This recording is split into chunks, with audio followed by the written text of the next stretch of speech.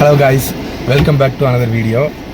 இன்றைக்கி தான் நம்ம சோனட்டை எடுத்து ஃபஸ்ட் டைம் ஒரு ரோட் ட்ரிப் பிளான் பண்ணியிருக்கோம். எங்கே போகிறோம்னு பார்த்தீங்கன்னா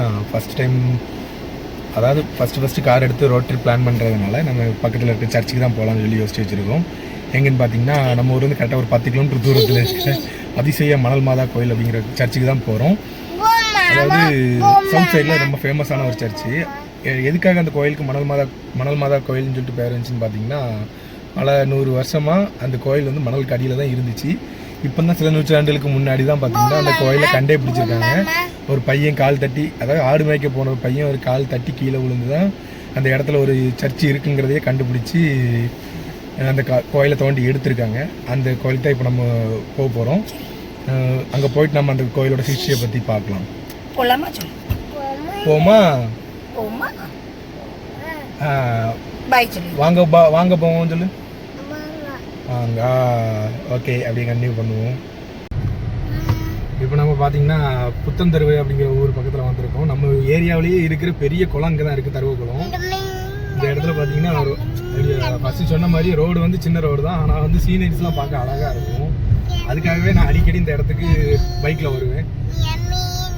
இப்போ கார் வாங்கின கூட ஃபஸ்ட் டைம் வாங்கும்போது காரில் எக்ஸ்பீரியன்ஸ் இப்போ தான் பண்ணிகிட்டு இருக்கேன். பார்க்கலாம். இந்த ஊர் கிராஸ் பண்ணதுக்கு அப்புறம் தான், இந்த தருவைங்கிற ஊரை இப்போ கிராஸ் பண்ணதுக்கு அப்புறம் தான் பார்த்தீங்கன்னா நமக்கு பிடிச்ச மாதிரி ஒரு ரோடு சேஞ்ச் ஆகும். பார்த்தீங்கன்னா இந்த ஒரே ஒரு சிங்கிள் ரோடு தான். எத்தனை வண்டி வந்தாலும் சரி எல்லாம் சரி நம்ம இந்த ஒரு ரோட்டில் தான் நம்ம ட்ராவல் பண்ண போகிறோம். சர்ச்சுக்கு போயிட்டு ரிட்டன் வரும்போது வந்து வேறு ரூட் வழியாக வீட்டுக்கு வர்றது தான் இன்றைக்கோட பிளான்.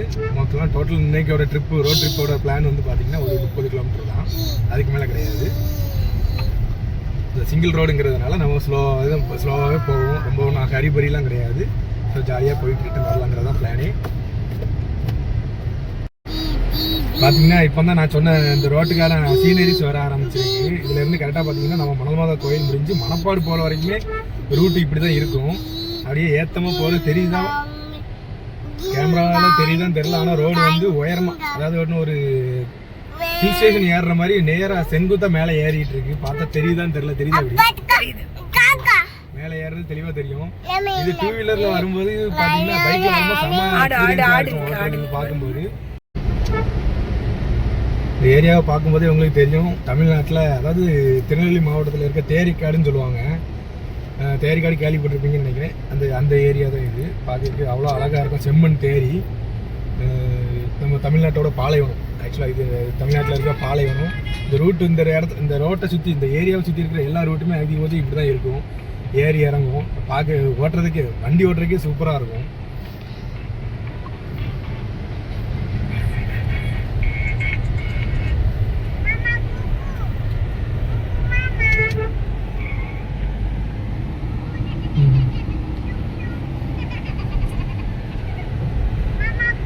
கொஞ்சம் மழை, அதாவது எப்படின்னா இப்படி பார்க்குறத விட லைட்டாக மழை மேகமூட்டமாக இருக்கும்போது பார்த்தீங்கன்னா அந்த ஏரியா இன்னும் அழகாக இருக்கும்.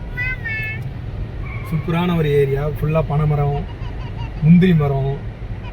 எங்கள் ஊரில் அதை கொல்லா மரம்னு சொல்லுவோம்.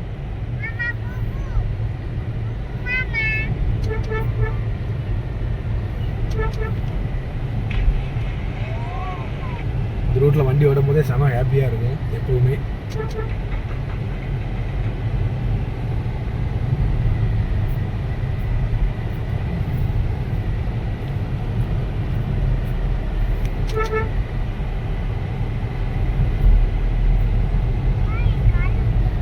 நம்ம மணல் மாதா கோயில் பக்கத்தில் வந்துட்டோம். ஒரு 500 மீட்டர்லாம் வந்து கோயில் ரீச் ஆயிரும்.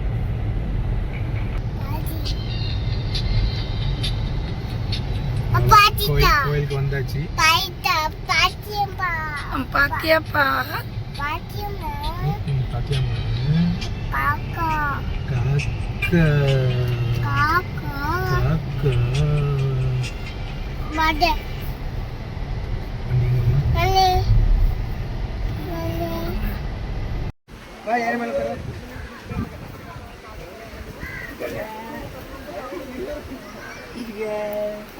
உட்காந்துக்கிறியா? காசு முன்னாடி அந்த கால்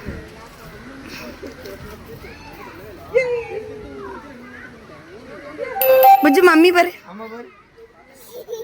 எது மேல உட்காந்துருக்கா? எது மேல உட்காந்துருக்கா?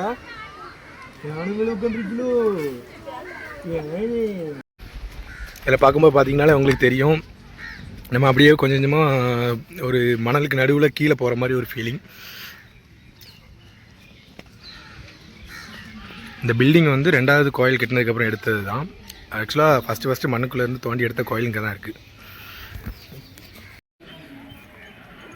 ஓ,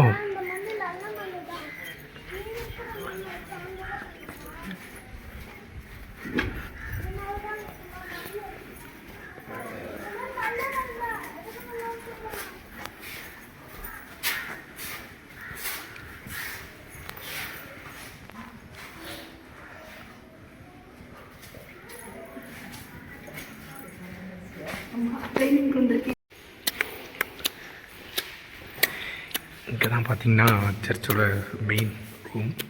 ஆக்சுவலாக வீடியோ எடுக்க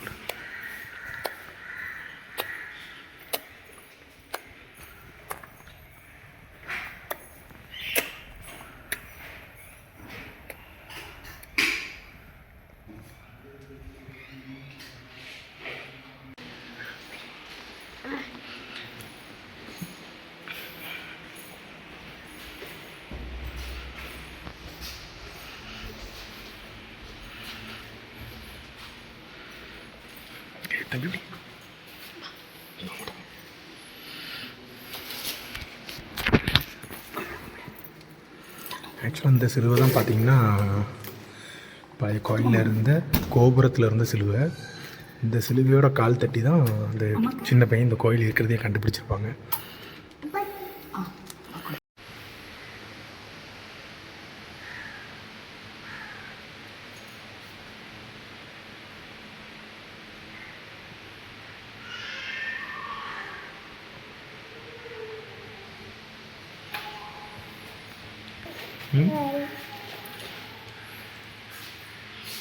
இப்போமா நான் சின்ன பையனாக இருக்கும்போது பார்த்தீங்கன்னா அந்த இடத்துல இருந்தால் கீழே குச்சி விளையாடுவோம்.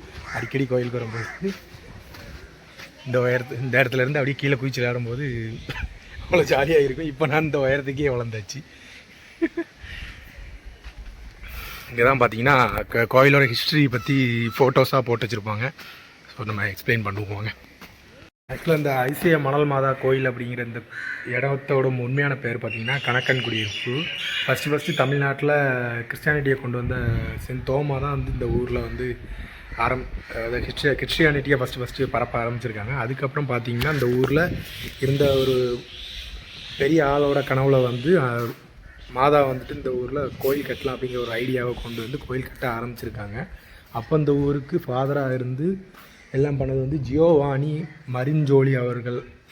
ஜியோவானி மரிஞ்சோலி அப்படிங்கிற ஒரு ஃபாதர் தான் பார்த்திங்கன்னா இந்த ஊருக்கு சர்ச்சு கட்டியிருக்காங்க.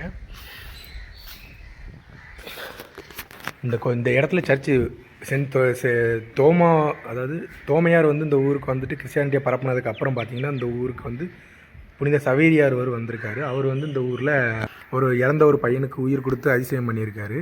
அதுக்கப்புறம் தான் இந்த ஊர் கொஞ்சம் கொஞ்சமாக ஃபேமஸ் ஆக ஆரம்பிச்சிருக்கு. அந்த டைமில், அதாவது எப்படின்னா அந்த டைமில் சர்ச்சு இது எல்லாம் பண்ண ஆரம்பிச்சிருக்காங்க. அப்போ பார்த்திங்கன்னா அந்த ஊரில் இந்த இதுதான் மணல் மாதா கோயிலுக்கு மணல் மாதா கோயில் ஃபேமஸ் ஆகிறதுக்கு காரணமாக இருந்த ஒரு சின்ன விஷயம். அதாவது இந்த ஊரில் ஒரு விதவை பெண், அதாவது எப்படின்னா விடோ வந்து இங்கே செட்டில் ஆகி இருந்திருக்காங்க. அவங்களுக்கு வந்து சாப்பாட்டுக்கே வழி இல்லாத கண்டிஷனில் என்ன பண்ணன்னு தெரியாமல் இருந்த டைமில் பார்த்திங்கன்னா அவங்க வீட்டு முன்னாடி ஒரு மரத்தில் ஃபுல்லாகவே நாரை கொக்கு எல்லாமே இருந்திருக்கு.